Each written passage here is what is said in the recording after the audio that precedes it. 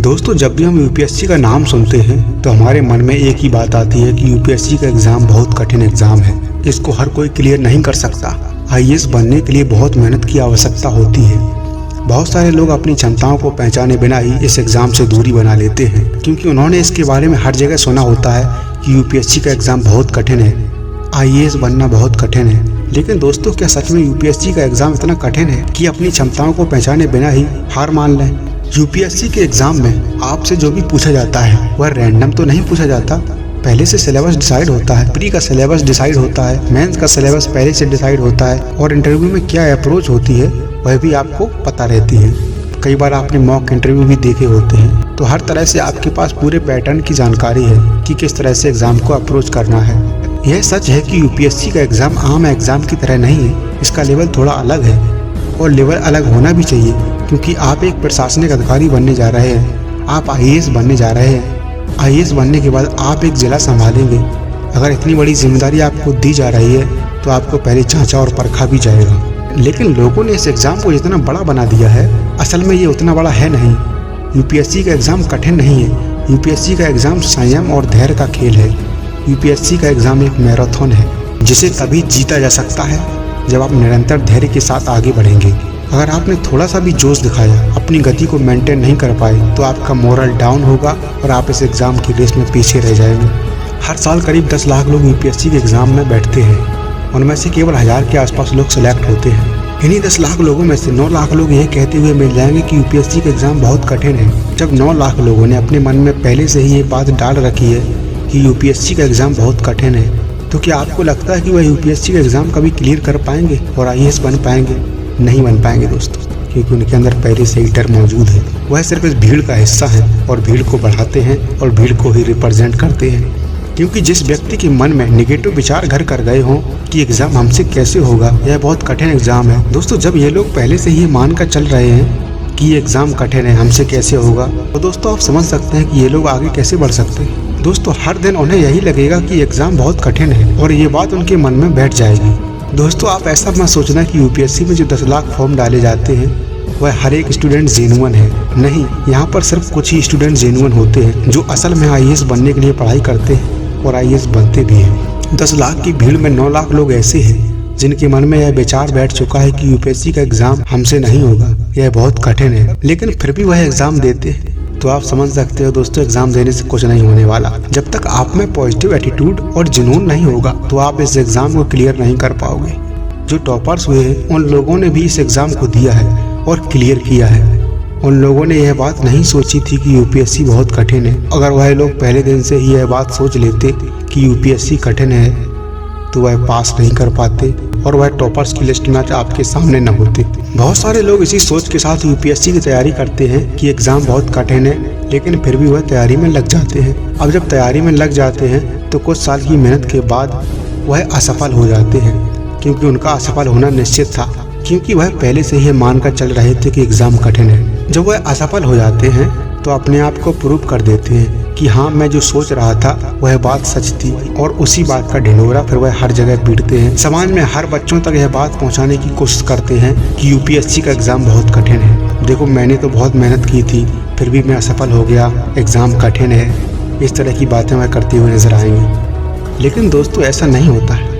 तुमने मेहनत की थी, किसे पता है? तुम जानते हो इस बात को कि तुमने मेहनत की थी। तुमने मेहनत सही दिशा में की या नहीं की, यह तुम्हें पता है। लोगों को नहीं पता कि तुमने मेहनत किस तरह से की थी। शायद यूपीएससी जिस तरह से डिमांड करता है उस तरह से आपकी मेहनत नहीं रही होगी, जिस वजह से आप असफल हुए, और 1-2 बार असफल होने के बाद आपने यूपीएससी की तैयारी को ही छोड़ दिया, क्योंकि आपके मन में पहले से ही डर बैठा हुआ था। और अगर आप हार के डर से युद्ध को लड़ेंगे तो आधा युद्ध तो आप वैसे ही हार गए। दोस्तों, आपने देखा होगा वर्ल्ड कप 2023 में भारतीय टीम लगातार 10 मैच जीतकर फाइनल में पहुंची थी, लेकिन जब ऑस्ट्रेलिया के सामने फाइनल के लिए उतरते हैं तो उनके मन में डर बैठा हुआ था कि ऑस्ट्रेलिया की टीम मुझसे कहीं बेहतर है। ऑस्ट्रेलिया के पास 5 वनडे वर्ल्ड कप के टाइटल पहले से हैं। क्या हम इस मैच को जीत पाएंगे? इन सभी बातों को मन में लिए हमारे भारतीय खिलाड़ी मैदान पर उतरे थे। यकीन मानिए, आपने अगर पूरा मैच देखा होगा तो आप समझ गए होंगे कि भारतीय खिलाड़ियों में एक डर का होना दिख रहा था, जिसका परिणाम हुआ कि हम वर्ल्ड कप फाइनल हार गए। ठीक ऐसा ही यूपीएससी के एग्ज़ाम में होता है, क्योंकि हम पहले से ही मान बैठते हैं कि एग्ज़ाम बहुत कठिन है, जैसा भारतीय टीम ने माना था कि ऑस्ट्रेलिया की टीम से जीतना कठिन है और ऑस्ट्रेलिया से वह हार गए, जबकि ऑस्ट्रेलिया को वह पहले मैच में हराकर आए थे। लेकिन उस दिन डर नहीं था क्योंकि पहला मैच था, और जब फाइनल खेलने आए तो उस दिन उनके मन में डर था, फाइनल का डर, ऑस्ट्रेलिया की टीम का डर और उस टाइटल को गंवाने का डर जो उन्हें कभी मिला ही नहीं था। ऐसा ही आपके साथ होता है, आप भी यूपीएससी के एग्ज़ाम में पहले से ही डर कर बैठ जाते हैं, और जो इंसान डर के तैयारी करता है उसकी हार निश्चित है। सबसे पहले आपको यूपीएससी के कठिन एग्ज़ाम होने का जो परसेप्शन है अपने दिमाग से हटाना है, इस परसेप्शन को तोड़ना है। अगर आपने सिर्फ यह परसेप्शन तोड़ दिया कि यूपीएससी का एग्ज़ाम बहुत कठिन है, तो यकीन मानिए आप 90% की लिस्ट से 10% की लिस्ट में आ जाएंगे, जहां पर आपके सफल होने के चांसेस बढ़ जाएंगे। बाकी बस आपको फिर सही दिशा में मेहनत करने की आवश्यकता होगी। दोस्तों, आपको आगे परसेप्शन से जुड़ी एक कहानी सुनाने जा रहा हूँ, जरा गौर से सुनिएगा। दोस्तों, अपने शोध के दौरान एक समुद्री जीव विज्ञानी ने पानी से भरे एक बड़े टैंक में बड़ी सी मछली को डाला। कुछ देर के बाद उसने उसमें कुछ छोटी छोटी मछलियों को चारे के रूप में डाला। चारा मछलियों को देखते ही बड़ी मछली तुरंत तैरकर उनकी ओर गई और उन पर हमला कर दिया और उन्हें खा लिया। समुद्री जीव विज्ञानी ने कुछ और चारा टैंक में डाला और वह भी तुरंत बड़ी मछली का आहार बन गए। अब समुद्री जीव विज्ञानी ने एक कांच की मजबूत ट्रांसपेरेंट परत उस टैंक के बीचों बीच डाल दी। अब टैंक 2 भागों में बढ़ गया था। एक भाग में बड़ी मछली थी और दूसरे भाग में उसने कुछ चारा मछलियां डाली हुई थी।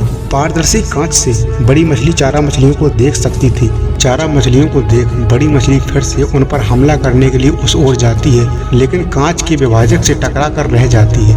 उसने फिर से कोशिश की, लेकिन कांच के टुकड़े के कारण वह चारा मछलियों तक नहीं पहुंच सकी। बड़ी मछली ने दर्जनों बार पूरी आक्रामकता के साथ चारा मछलियों पर हमला करने की कोशिश की, लेकिन बीच में कांच का टुकड़ा आ जाने के कारण वह असफल रही।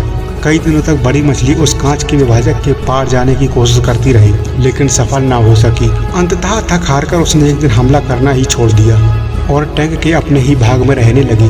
कुछ दिनों के बाद समुद्री जीव विज्ञानी ने टैंक से वह कांच का विभाजक हटा दिया, लेकिन बड़ी मछली ने कभी भी उन मछलियों पर हमला नहीं किया, क्योंकि एक काल्पनिक विभाजक उसके दिमाग में बस चुका था। उसने सोच लिया था कि उस पार जाना संभव नहीं है, क्योंकि उस पार जाने में कोई बाधा आ रही है। दोस्तों, जैसा इस बड़ी मछली के साथ हो रहा था, वैसा ही कुछ आपके साथ हो रहा है।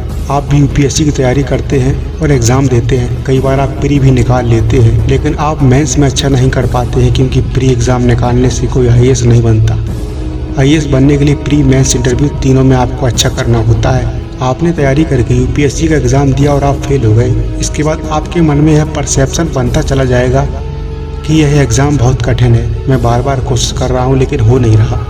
बाद में अगर आप में यूपीएससी एग्ज़ाम को क्लियर करने की क्षमता भी विकसित हो जाती है, उसके बाद भी आप यही सोचते रहेंगे कि एग्ज़ाम कठिन है, मैं पास नहीं कर पाऊंगा। जिस तरह से बड़ी मछली अपना भोजन प्राप्त करने के लिए इसलिए प्रयास करना बंद कर देती है क्योंकि उसके मन में यह परसेप्शन बन चुका था कि अब वहां तक नहीं पहुंचा जा सकता, क्योंकि वहां पहुंचने में कोई बाधा आ रही है। जबकि असल में अब तो कोई बाधा नहीं थी, क्योंकि जो बीच में ट्रांसपेरेंट दीवार थी अब वह हटा दी गई थी।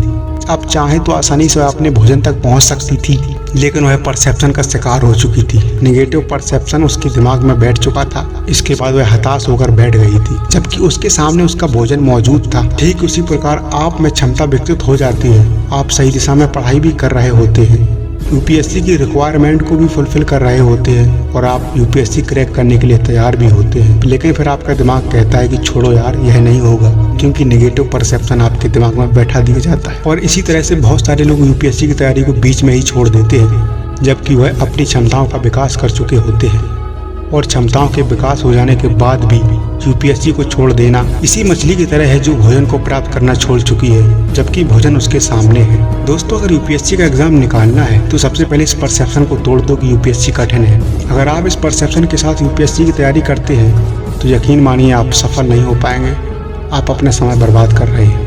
दोस्तों, आप उन लोगों के बारे में क्यों नहीं सोचते जो इसको पास करके गए हैं? वह कहीं और से नहीं आए थे, वह लोग भी इसी धरती के निवासी थे। उनके पास भी 24 घंटे का समय था। जब उनके पास भी 24 ही घंटे थे और उन्होंने एग्जाम को क्रैक भी किया, आपके पास भी 24 घंटे हैं, आप भी इसी धरती से ताल्लुक़ रखते हैं, आप भी यूपीएससी को क्रैक कर सकते हैं। इसलिए पॉजिटिव लोगों की बातें सुनो, टॉपर्स की बातें सुनो, जिससे आपके अंदर एक पॉजिटिविटी आएगी।